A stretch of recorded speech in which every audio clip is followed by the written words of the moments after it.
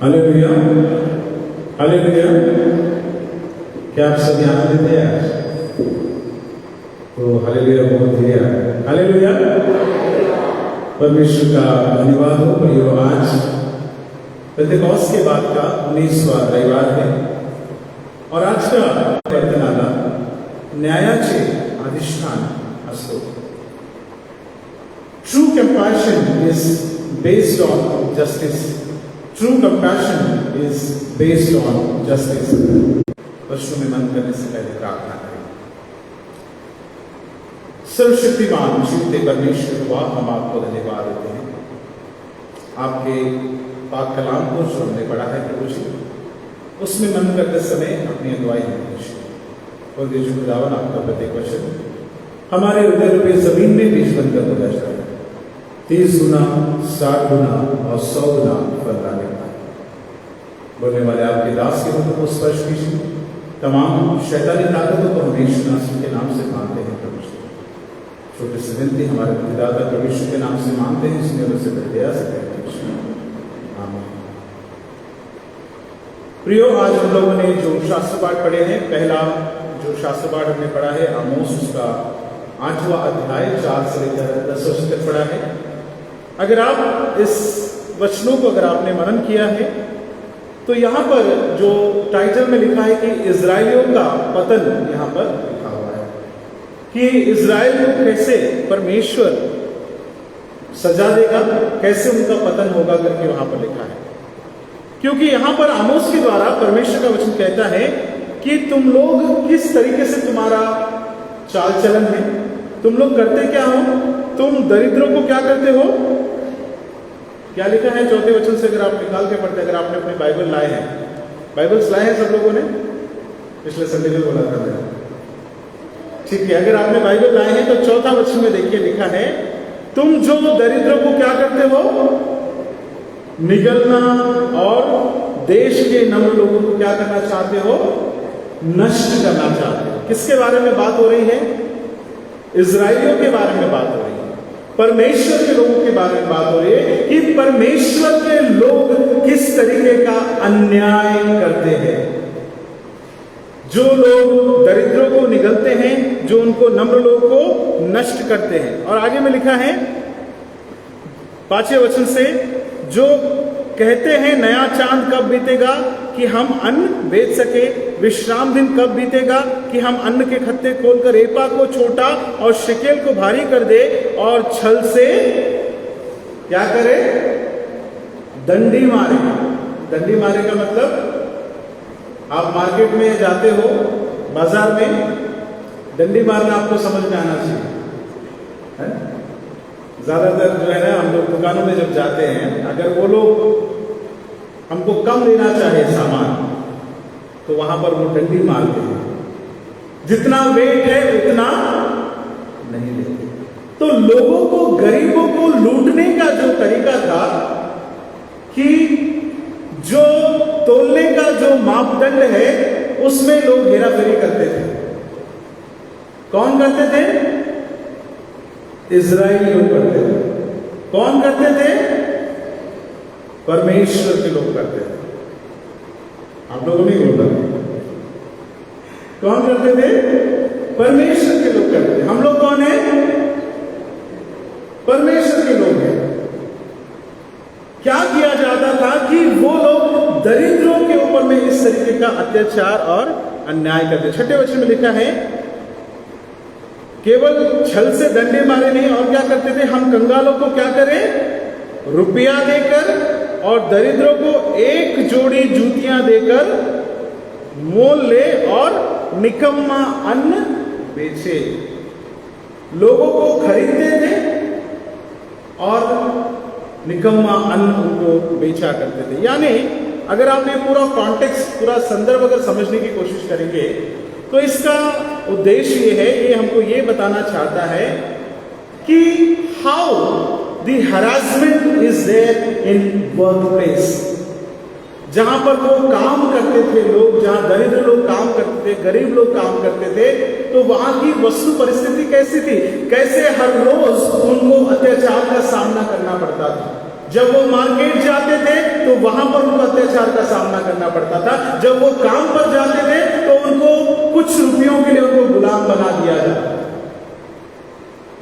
क्या आज ये गुलामी वाली मेंटालिटी हमारे बीच में नहीं है? ये हमको पूछना है अपने आप से। कई वर्क प्लेस में हम लोग अधिकारियों को देखते हैं कि वो लोगों को अपने हाथ का क्या सोचते हैं?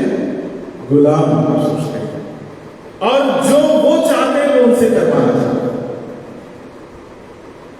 ये मेंटालिटी आज हमारे समाज में भी हमको दिखाई देती है। Harassment at work place. उसके बाद में जो हमने आज का दूसरा शास्त्र पाठ पढ़ा है, पहला यूहन्ना और उसका 3रा अध्याय में जो हमने वचनों को पढ़ा है, उसमें 17 वचन अगर हम पढ़ते हैं, पहला यूहन्ना 3रा अध्याय 17 वचन यहां लिखा है, पर जिस किसी के पास संसार की संपत्ति हो और वह अपने भाई को कंगाल देखकर उस पर तरस खाना न चाहे, तो उसमें परमेश्वर का प्रेम कैसे बना रह सकता है? हे बालकों, हम वचन और जीभ ही से नहीं, पर काम और सत्य के द्वारा भी प्रेम करें।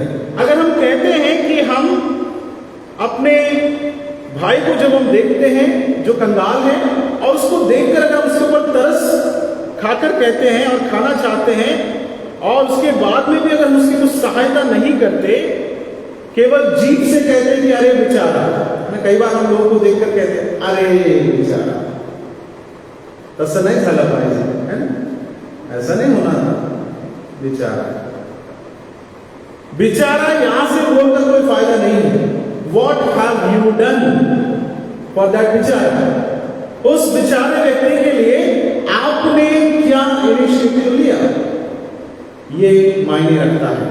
वचन कहता है यहां पर कि जीभ ही से नहीं, पर काम और सत्य के द्वारा भी प्रेम करें। काम और सत्य, वर्क एंड ट्रूथ, काम और सत्य के द्वारा हमको एक दूसरे से प्रेम करना है। केवल जुबान से तरस खाना काफी नहीं है, या वो मायने नहीं रखता। उसके बाद हमने जो आज वचन संहिता 82 अध्याय पढ़ा, उसमें भी हम कंगालों के बारे में देखते हैं। वहां लिखा है कि कंगाल और अनाथों का न्याय चुकाओ। 3 वचन में दीन दरिद्र का विचार धर्म से करो, कंगाल और निर्धन को बचा लो, दुष्टों के हाथ से उन्हें छुड़ाओ। दूसरा वचन बहुत अच्छा लिखा हुआ है, ध्यान से पढ़िए। वचन संहिता 2 अध्याय, दूसरा वचन 82 अध्याय क्या लिखा है? पहला दूसरा वचन में परमेश्वर की सभा में परमेश्वर ही खड़ा है। God is standing in his place of justice. जो इनजस्टिस कर रहा है, जो अन्याय कर रहा है, कई बार we are standing with the oppressor then the oppressed ones. जिनके ऊपर अन्याय हो रहा है उनके साथ हम खड़े, तब तक दुष्टों का साथ देते रहोगे, क्योंकि परमेश्वर उसकी सभा में है और वो एक दिन जरूर न्याय करेगा। आज का विषय कहता है कि सच्ची संवेदना का आधार न्याय है। अगर आप किसी के जा रहा हूं, जो हमारा शुभ समाचार पाठ हमने सुना, वो है लूका उसका 16 अध्याय 19 से लेकर 31 वचन। इस कहानी का अगर हम लोग पृष्ठभूमि देखते हैं, तो जैसे ये हमारा संसार है, हमारे संसार में भी अन्याय हो रहा है। Definitely day by day poor और ऑप्रेस्ड, जो गरीब है, निर्धन है, उनके ऊपर में बहुत ज्यादती होती है कई बार। और हमारे चारों तरफ समाज में हम लोग देखते हैं कि जो गरीबी की रेखा दिन ब दिन और जो है क्या हो रही, गरीबों की स्थिति और खराब होती जा रही है। दिन प्रतिदिन जिसके पास में पैसा है और वो जमा करते जा रहा है, और जिसके पास कुछ नहीं है वो और दिन ब दिन कंगाल होते जा रहा है। This is the fact. And most of our world population, हमारे पूरे संसार में जितनी जनसंख्या है उसमें हम लोग गरीबी का रेशो हम लोग ज्यादा लोग देखते हैं। अधिक मात्रा में लोग तकलीफ में हैं, लोग पीड़ित हैं, लोगों के साथ अन्याय होता है। ये डंडी मारने का काम कईयों के साथ में होता है, हर जगह पर होता है, वर्क प्लेस में हो रहा है। ऐसी एक पृष्ठभूमि हमको यहां पर दिखाई देती है। ये है एक धनवान की कहानी है, घटना है। धनवान मनुष्य और निर्धन लाजर के बारे में यहां पर हमको दिखाई देता है। इस घटना में हमको पहला जो पृष्ठभूमि दिखाई देती है कि संसार में उनका जीवन कैसा था। उसके बाद में वो दोनों के दोनों मर चुके थे और मरने के बाद में इस संसार के बाद in the time of eternity, अनंत काल के समय में उनका जो स्थान कैसा था, इस संसार में कैसा था और इस संसार के बाद उनका जीवन कैसा था।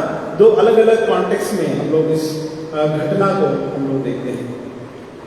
अब हम हमेशा अच्छे होते हैं, पर क्या ये सच्चाई है? ये सच्चाई नहीं है। It is not always true कि all the rich people are bad. It is not always true कि all the poor people are very good. अलग अलग परिवेश में, अलग अलग परिस्थिति में हम उसको उस कॉन्टेक्स्ट के हिसाब से हम उसको जज कर सकते हैं। लेकिन ये जो घटना यहां पर हम लोग देखते हैं कि वो धनवान जो है उसके भी बारे में उसका चरित्र थोड़ा सा हम देखेंगे और लाजर का चरित्र हम लोग देखेंगे।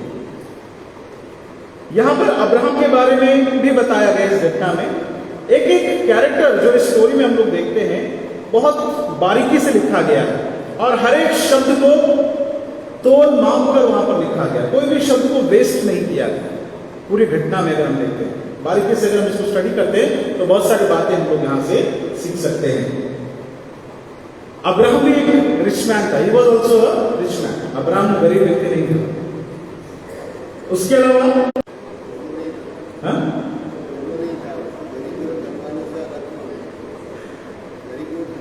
भाई हम लोग बोल के बोलते कि दोनों नहीं था, हाँ गरीब था, हाँ दोनों से। और कोई ओपिनियन आपका?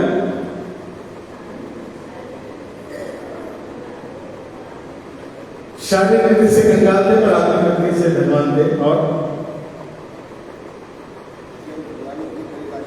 अगर हम थोड़ा सा देखा जाए तो थोड़ा सा बैकग्राउंड अगर हम देखें कि वो परमेश्वर का पुत्र था, उसके पास में सारी शक्तियां थी, all the powers he had, लेकिन उसने अपने आप को नम्र किया, दीन किया और हमारे समान हमारे लिए वो बना। उसके जन्म के समय में ज्ञान देना। तो प्रभु यीशु मसीह का जो परिवार है वेल टू डू था। तो कहने का मतलब ये कि धनी लोग बुरे हैं ऐसा नहीं है, या ये लोग बताता हूं ऐसा नहीं है। सिंगल पॉइंट पे हम लोग ध्यान करें जो हमारा आज का थीम है कि जो सच्ची सहानुभूति है उसका आधार न्याय है। इसी पे हम लोग ध्यान कर रहे हैं और इस कहानी से हम लोग उसको सीखेंगे कि कैसे ये हुआ। यहां पर दो चरित्र हम लोग देखते हैं, मेन कैरेक्टर्स है इस कहानी में। पहला कौन है? कौन है पहला किसका मेंशन किया है कहानी में? उसके बारे में 19 से 25 हम लोग पढ़ते हैं। एक धनवान मनुष्य था जो कैसे कपड़े पहनता था? बैंजनी कपड़े और मलमल पहनता था और प्रतिदिन सुख विलास और धूमधाम के साथ रहता था। कैरेक्टर का इंट्रोडक्शन देखिए कितना अच्छे तरीके से है ना। कोई भी हम मूवी अगर हम देखते हैं तो हम लोग को बिल्कुल इसका बैकग्राउंड हमको दिखाया जाता है। इस घटना में भी इस जो कलाकार का या इस व्यक्ति का, इस चरित्र का बैकग्राउंड हमको बताया जा रहा है कि एक धनवान मनुष्य था, इतना धनवान था कि वो बैंजनी कपड़े वो पहना करता था। He was clothed in purple। Purple colour पुराने समय से जो निशानी थी राजाओं की निशानी थी। किसकी निशानी थी? राजाओं की निशानी थी। जब हम लोग क्रिसमस का पर्व हमारा आता है, एडवेंट संडे जब शुरू होता है, एडवेंट में यहां पर जो वेदी का कलर चेंज हो जाता है। आपको पता है कौन सा कलर होता है? बैंजनी कलर तब वो हम लोग लगाते हैं। एडवेंट में जो चारों संडे है हमको बैंजनी कलर, इवन जो प्रीस्ट का ये जो स्टोन का कलर होता है ये भी बैंजनी होता है। तो ये जो बैंजनी कलर है it is symbol of royalty. ये एक राजा या एक धनवान मनुष्य की निशानी है। तो उसका परिचय किया गया कि वो बैंजनी कपड़े पहनता था। और कपड़े कौन से थे उसके पास में? मलमल के कपड़े हैं, बिल्कुल महीन सॉफ्ट कपड़े वो पहना करता था। उसके बाद में प्रतिदिन उसका रूटीन क्या था? कमांडमेंट उसने ब्रेक कर दिया निर्गमन 20:9 में लिखा हुआ है कि वो जहां पर लिखा है कि 6 दिन तुमको काम करना है और 7वें दिन आराम करना है, पर ये 7 दिन धूमधाम से ये आदमी रहता था। उसके बाद में हम लोग देखते हैं कि जहां पर जिस देश में जिस परिस्थिति, बड़ी बात है, क्या ऐसे लोग हमारे बीच में नहीं है? कई कई ऐसे भी लोग हैं हमारे लोगों में कि महीने में एक ही बार बनना, because they can not afford, या हफ्ते में एक बार मीट का जो खाना खाते हैं। यहां पर भी जो गरीब हैं 6 दिन काम करते थे और उनको बड़े मुश्किल से उनका गुजारा हुआ करता था। और ऐसे समय में एक ऐसा धनवान व्यक्ति है जिसके पास में कुछ नहीं है, बस उसके पास सब कुछ, सर्व संपत्ति है, काम करने की आवश्यकता नहीं है, अच्छे कपड़े, हर रोज उसके ऑर्डर पर अच्छे से अच्छा खाना बनता और वो मौज मनाया करता था। अब दूसरा कैरेक्टर को इंट्रोड्यूस किया जाता है 20वें वचन में। क्या लिखा है? लाजर नाम का एक कंगाल घावों से भरा हुआ उसकी ड्यूटी पर कैसे किया जाता था? छोड़ दिया जाता था। और वह चाहता था कि धनवान की मेज पर की जूठन से अपना पेट भरे, यहां तक कि कुत्ते भी आकर उसकी घावों को चाटते थे। अब दूसरा कैरेक्टर को इंट्रोड्यूस किया गया है। अब इसका कैरेक्टर ऐसा है कि उसके बारे में लिखा है कि कितनी विकट परिस्थिति है, उसको लोग हर रोज लाकर क्या कर, ये रोज का रूटीन धनवान का क्या है? बड़ा मेज, खाना, मौज मस्ती। ये जो लाजर है उसका नाम दिया गया है, तो उसका रूटीन क्या है? हर रोज उसको कोई ना कोई लाकर छोड़ देता था। इतना असहाय है कि अपने पैरों पर चल भी नहीं सकता। वो पूरे शरीर में उसके फोड़े थे, मराठी में फोड़े लिखा है, घावों से वो भरा हुआ था और हर रोज वो तरसता था कि धनवान की मेज पर से टुकड़े गिरे तो मैं उसमें से चुनकर कुछ खा लूं। और उतना ही नहीं, उसके घाव थे ऐसे कि कुत्ते उसको क्या करते थे?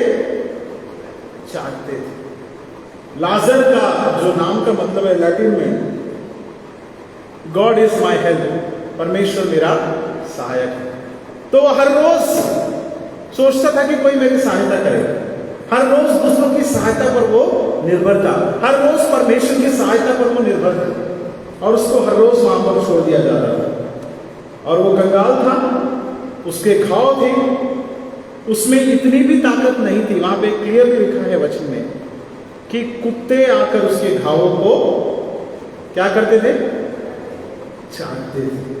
कुत्तों को भगाने के लायक भी उसके अंदर में सामर्थ नहीं थी, यानी इतना गिरी हुई हालत। मुझे नहीं लगता इतना दरिद्र हालत हम में से किसी की होगी, हम नहीं चाहते कि किसी की हो।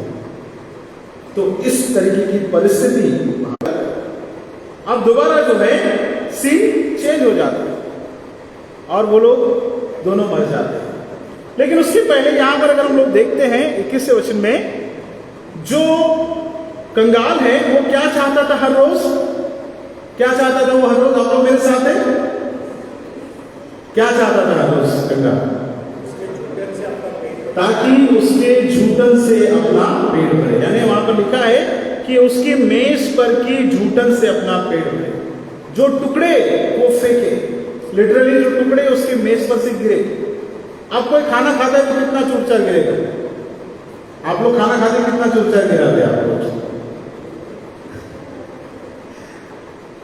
मैंने बोला ये राजा जैसा व्यक्ति था तो उसके पास बहुत सारे डिशेस, थोड़ा थोड़ा टेस्ट भी करता तो बहुत सारा उसका शायद नौकर खा लेते या वेस्ट भी हो जाता, पर पता नहीं।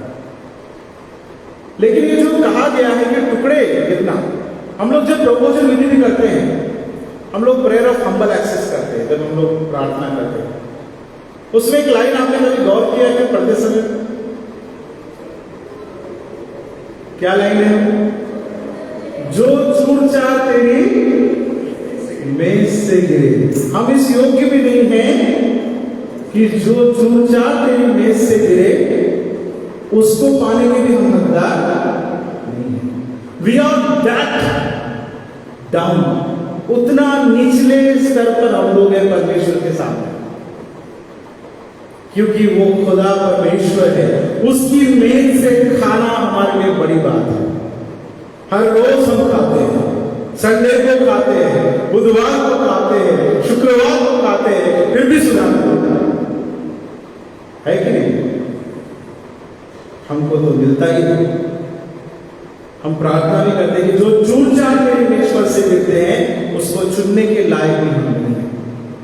अब इसके मेज से कैसे चूर चार गिरता था मैं आपको बताता हूं थोड़ा सा, क्योंकि ये आपको नहीं पता होगा डेफिनेटली कि कैसे ये एक्सपेक्ट करता था, कैसे इसका पेट भरता था। उस समय में खाना खाने के लिए जैसा आजकल जो एटिकेट्स हमारे बेसिक है, हमारे हम लोग कहीं जाते हैं होटल में तो कांटा कौन से हाथ में पकड़ना है, छुरी कौन से हाथ में पकड़ना है, फिर प्रॉपरली नैपकिन चाहिए हमको, ये सब चीजें बेसिक एटिकेट्स है। मुझे अभी भी नहीं पता कौन से हाथ में कांटा और छुरी पकड़ना है, कंफ्यूज। आप लोग जानते हैं तो बहुत अच्छी बात है। तो उस तरीके का खाने का तरीका नहीं था। उस टाइम में क्या होता था कि लोग अपने हाथों से खाते थे, और इवन धनवान भी क्यों ना हो उनके घर में भी भोजन हाथों से ही किया जाता, क्योंकि उस टाइम में इतना डेवलपमेंट नहीं था। लेकिन जब खाना हो जाता था तो वो लोग हाथ नहीं धोते थे, हाथ धोते नहीं थे। क्या करते थे वो लोग पता है? जो रोटियां हैं, बनी हुई रोटियां, धनवान लोग बनी हुई रोटियों से हाथ पोंछते थे, टुकड़ों से, ऐसा वाइप करते थे रोटियों टुकड़ों, यानी उसको रोटियों को भी नैपकिन जैसे इस्तेमाल करते थे।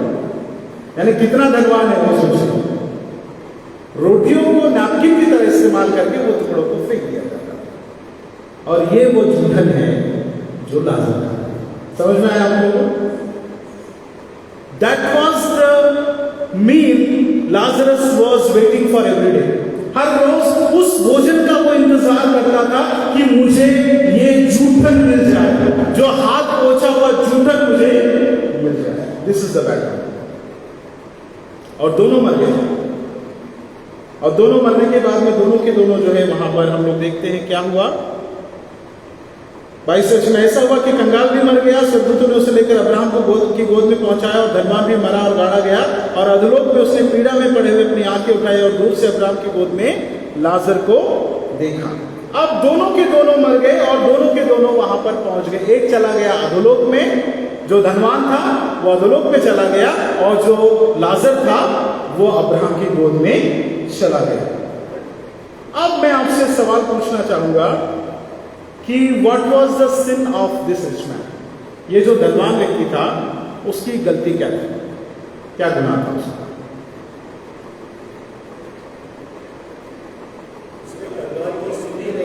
हाँ? उसने कंगाल की सुधि नहीं ली। क्या लगता है आपको, क्या गलती थी उसकी? हमारा आज का विषय कहता है कि true compassion is based on justice. सच्ची संवेदना का जो आधार है वो न्याय है। अब ये जो धनवान है उसकी गलती क्या थी? जैसा किसी ने कहा कि उसने उसकी सुधि नहीं ली, और क्या हो सकता? हा? क्या ये कहानी में ये बात लिखी गई है कि उसने उसकी सुधि नहीं ली? जो हम लोग घटना पढ़ते हैं, क्या कहीं ये मेंशन है कि उसने उसकी सुधि नहीं ली? ऐसा क्लियरली मेंशन कहीं पर दिखाई नहीं देता। अगर हम थोड़ा सा बैकग्राउंड फिर से एक बार कहानी में हम जाएंगे, बाइबल अपने अपनी खोलिए, देखिए बाइबल में, यहां पर कहीं पर भी ये बात नहीं लिखी है। आते जाते वो बैठा रहता था ड्यूटी में, कभी उसने उसको लात भी नहीं मारी उसको धनवान। लिखा है क्या ऐसा? नहीं लिखा है। उसके बाद में he was not deliberately cruel, जानबूझकर भी उसके साथ में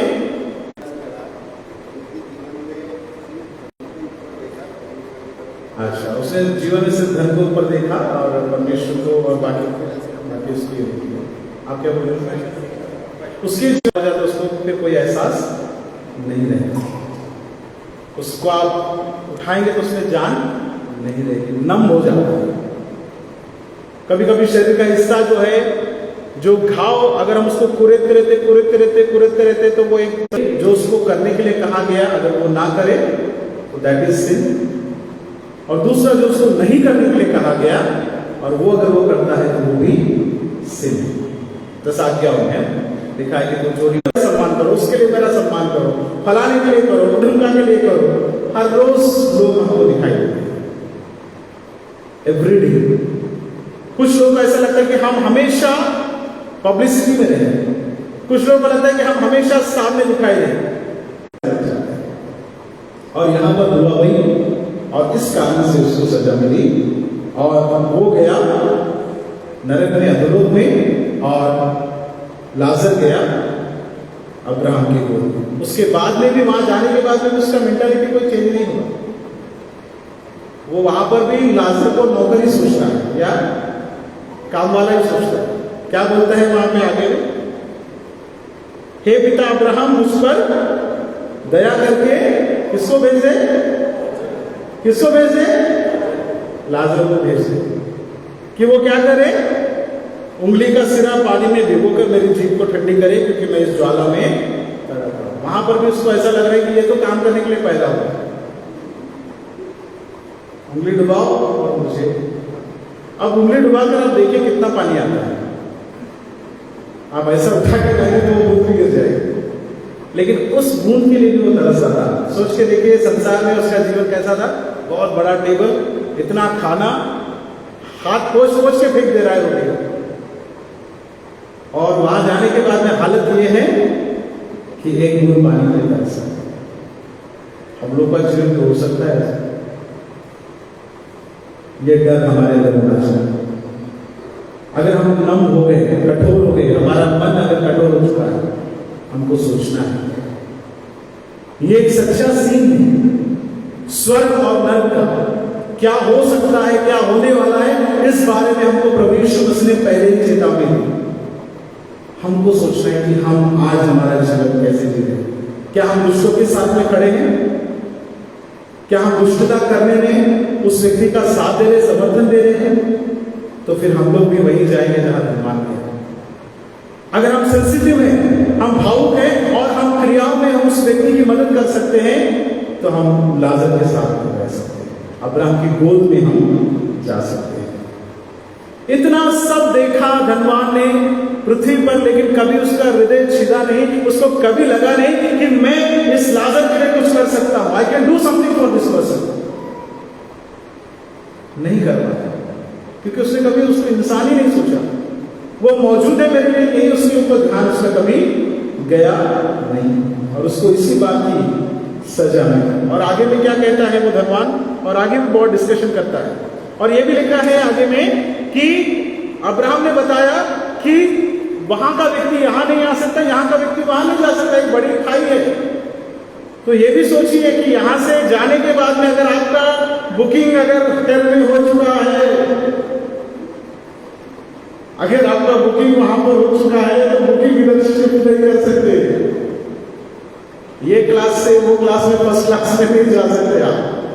जहां के हैं वहीं रहेंगे। वहां पे लिखा है कि देयर इज अ गैप, ना यहाँ का वहां आ सकता है, ना वहां का यहाँ आ सकता है। फिर उसके बाद और एक रिक्वेस्ट करता है धनवान, क्या बोलता है? एक काम कर कि मैं तुझसे विनती करता हूं कि तू उसे मेरे पिता के घर पे भेज। अभी भी उसके दिमाग से लाजर नौकरी करके नहीं गया। लाजर तू कहां भेज?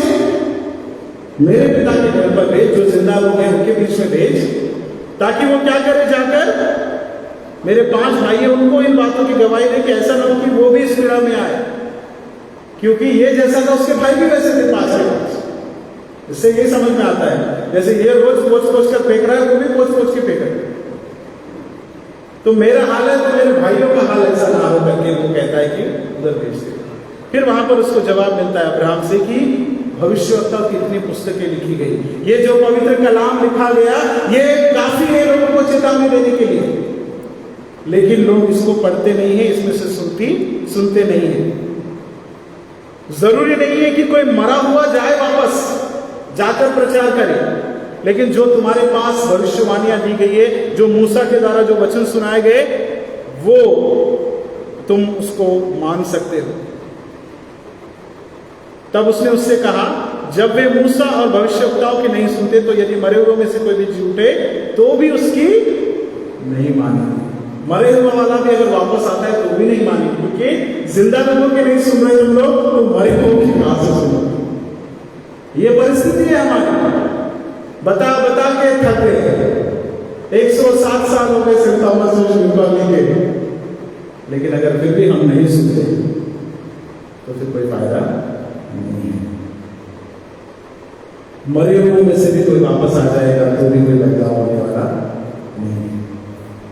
वचन में लिखा हुआ है, प्रभु यीशु मसीह को जब उनका बपतिस्मा हुआ तो उस वक्त से एक आकाशवाणी हुई और ये कहा गया कि देखो ये मेरा प्रिय पुत्र है जिससे मैं प्रसन्न हूं, इसकी सुनो। क्या लिखा है वहां पर? इसकी सुनो, जो ये कहता है उसकी सुनो। और प्रभु यीशु मसीह के द्वारा ही ये दृष्टांत हमको बताई गई, घटना बताई गई कि वो बता रहा है उसकी सुनो। कोई मरने वाला वापस आने की आवश्यकता नहीं है। यीशु मसीह तो मर के भी वापस आया, फिर भी हम नहीं बदले। तो हम कितने कठोर हैं, हम धनवान से भी कठोर हो गए। हमारे कान, वचन कहता है प्रकाशित वाक्य में, जिनके कान हो वो सुन ले। कलीसिया से वो कहता है कि जिनके कान हो वो सुन ले और बदल जाए। अगर नहीं बदलेंगे तो हमारी बुकिंग अधोलोक में पक्की। अगर हम बदल जाएंगे तो अब्राहम की गोद में हम जाएंगे। सच्चा जो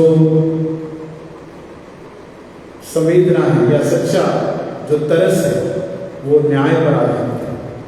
अगर आप किसी पर तरस खाते हैं तो उसकी सहायता के लिए कुछ करें, तभी आपका तरस कोई काम का है, अन्यथा वो सब कुछ बेकार है। प्रभु करे वचन सबके लिए आशीष का कारण बने।